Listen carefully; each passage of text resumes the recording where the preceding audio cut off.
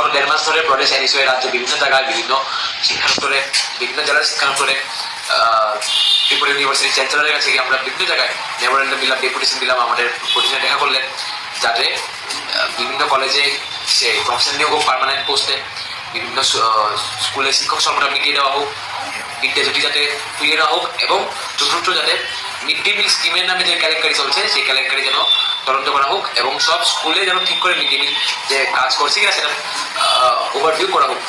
কিন্তু আমরা দেখলাম যে আপনার সরকার বলুন বা শিক্ষা দপ্তর বলুন, তারা টোটালি এটা নিয়ে নিশ্চুপ, তাদের কোনো হেলদোল নেই। তারা দিন পর দিন তারা শিক্ষা দপ্তরের কেলেঙ্কারি আরও বাড়িয়ে চলছে।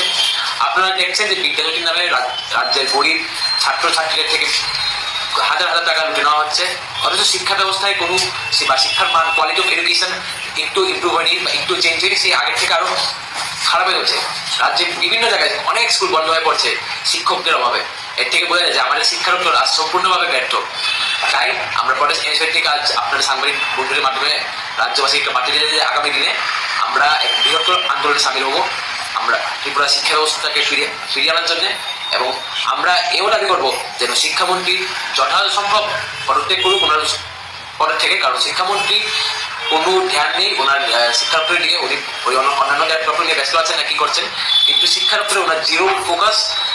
শিক্ষার উপর টোটাল তলাইটে চলছে, স্কুল কলেজ সব তলাইটে, কোনো দিকে প্রফেসর নেই, কোনো দিকে টিচার নেই, গেলেই খবর বাচ্চারা গিয়ে রাস্তায় বসছে। এখন দেখার বিষয় হচ্ছে গিয়ে শিক্ষার উপর থেকে কোনো আপনার ব্যবস্থাটা নেই, যার কারণে এখন আমরা বৃহত্তর আন্দোলনে সামিল হবো। কিছু বলা জানি আন্দোলনটা কি হতে পারে এবং কবে নাগাদ? আন্দোলন আপনার 1-2 সপ্তাহের মধ্যেই হবে এবং আমাদের আন্দোলনের মেইন এজেন্ডা বা মেইন যে মোটিভ থাকবে যেন শিক্ষামন্ত্রী নিজের পদ থেকে পদত্যাগ করুক, কেউ কোনো কোনো দায়িত্বশীল ব্যক্তি দায়িত্ব দেওয়া হোক, কারণ উনি শিক্ষা দপ্তরের দিকে একটু ফোকাস দিচ্ছেন না, শিক্ষা দপ্তর টোটাল লস চলছে।